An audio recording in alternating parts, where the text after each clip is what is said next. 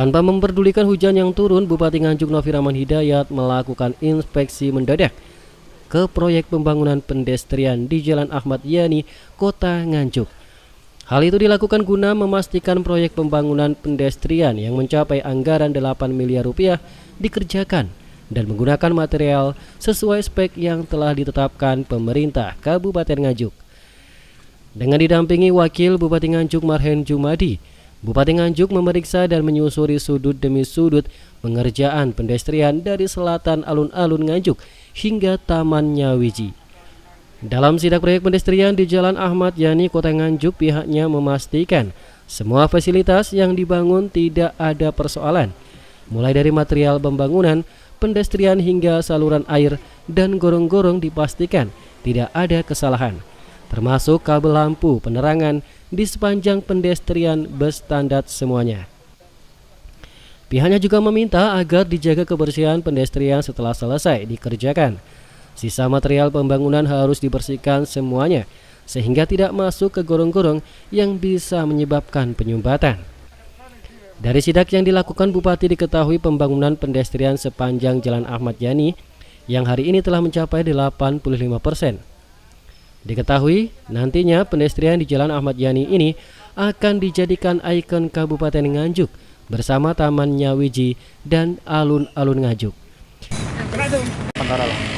Yang pertama, saya melakukan pemeriksaan langsung, menginspeksi langsung bagaimana pekerjaan fisik yang ada di pedestrian Jalan Ayani ini.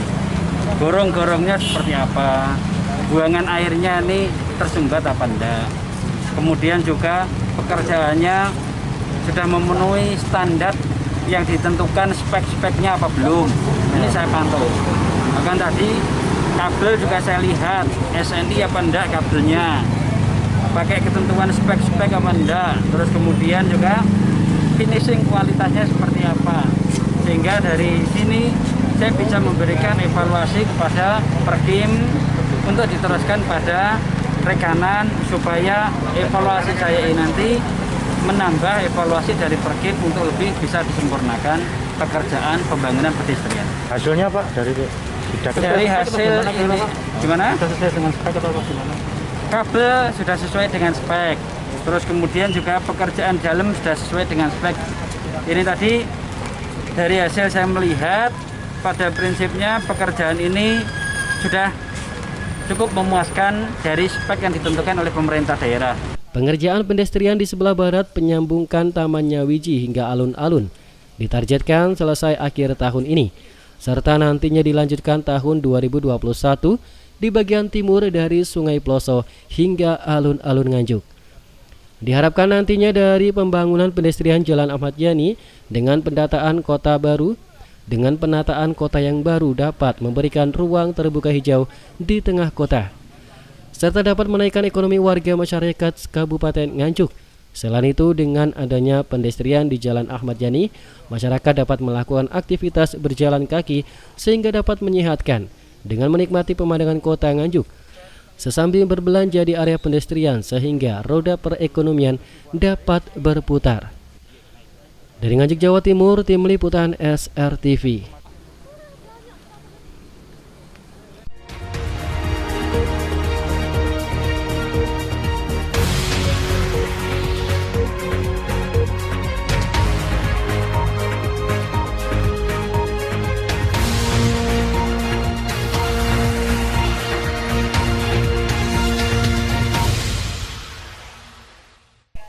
Untuk menjaga kebugaran dan meningkatkan daya imunitas di tengah pandemi COVID-19, Gubernur Jawa Timur Khofifah Indar Parawansa melakukan goes bersama keliling kota Madiun Minggu pagi. Kegiatan goes bareng Wali Kota Madiun, Forkopimda dan pejabat struktural Kota Madiun melewati rute kurang lebih 8 km yang dimulai dari Balai Kota Madiun. Di sela goes bersama ini, Gubernur berkesempatan melakukan penanaman pohon untuk penghijauan dan penanaman bunga kawasan Ngrowo Bening di Kecamatan Taman. Bersama dengan para anggota pramuka, selain itu Khofifah juga membagikan paket sembako serta masker kepada warga sekitar kota Madiun, utamanya para tukang becak. Gubernur berpesan bahwa masyarakat saat ini harus tetap mengedepankan kedisiplinan protokol kesehatan 3M dan selalu memakai masker setiap aktivitas. Sebab disiplin memakai masker merupakan hal yang sederhana, namun memiliki dampak besar dalam memutus penyebaran COVID-19. Gubernur juga meminta dalam situasi pandemik seperti ini, tidak ada pihak yang memberikan kelonggaran terkait kedisiplinan protokol kesehatan. Kita memang message-nya adalah pakai masker. Harapan kita jangan ada yang melonggarkan disiplin terhadap protokol kesehatan. Ingat, hari ini COVID-19 belum berhenti penyebarannya. Mungkin di kota Madiun sudah sangat melandai, tapi ingat bahwa koneksitas yang tadi saya sampaikan antara Jakarta, Jawa Barat, Jawa Tengah, dan Mataraman termasuk Madiun ini sudah terhubung sedemikian rupa, sudah borderless. Oleh karena itu menjaga kehati-hatian kita semua, tetap saya ingin pesan jaga 3M. Jadi gunakan masker dengan benar, menjaga jarak yang aman, mencuci tangan, itu sesuatu yang harus terus kita sampaikan kepada khalayak dimanapun kapanpun. Lalu program pemulihan ekonomi ini juga menjadi dari proses gowes. Di kunjungan, Gubernur Khofifah juga turut menyerahkan secara simbolis sejumlah bantuan pemerintah, diantaranya sertifikat tanah 27 bidang dan BPUM. Dari Madiun, Jawa Timur, Imam Iswanto, SRTV.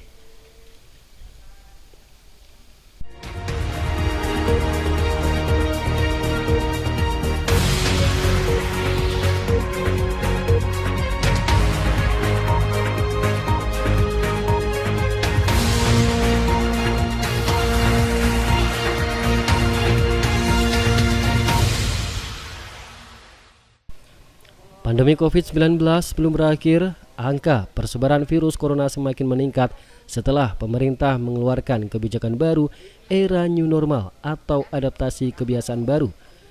Apalagi pasca momen libur panjang beberapa pekan lalu, di Kabupaten Madiun angka penambahan pasien terkonfirmasi terus meningkat setiap harinya. Bahkan Dinkes Kabupaten Madiun menyebut jika angka penambahan per 2 pekan terakhir tembus mencapai 60 terkonfirmasi positif. Bupati Madiun Ahmad Damawi mengeluarkan sebuah kebijakan terkait penekanan penularan COVID-19.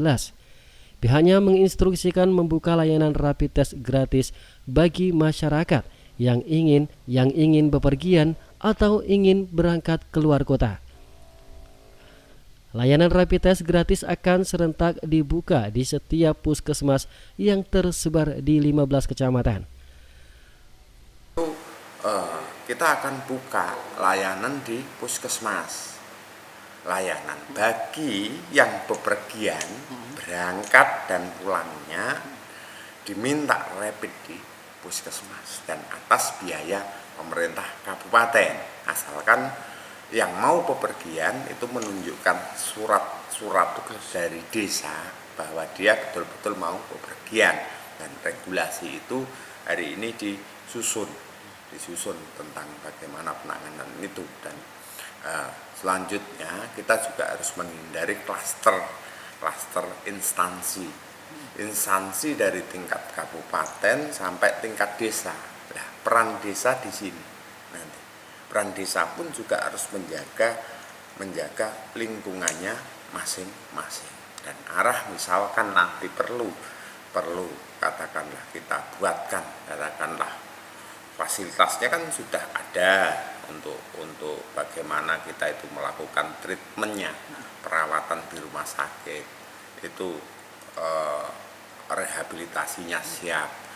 Seiring dengan terus bertambahnya kasus terkonfirmasi positif COVID-19, Pemkab juga mempersiapkan rumah untuk isolasi mandiri atau karantina.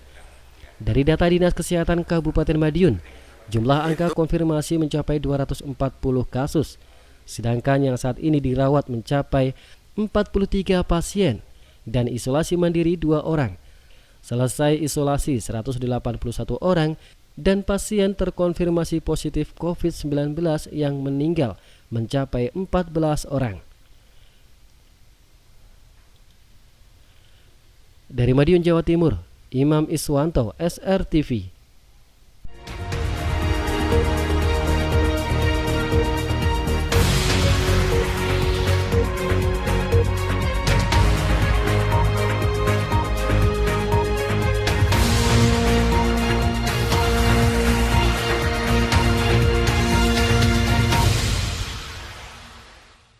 Bertempat di ruang pertemuan pusat pemerintah Kabupaten Madiun, Dinas Pendidikan menggelar rapat terbatas dengan sejumlah pihak.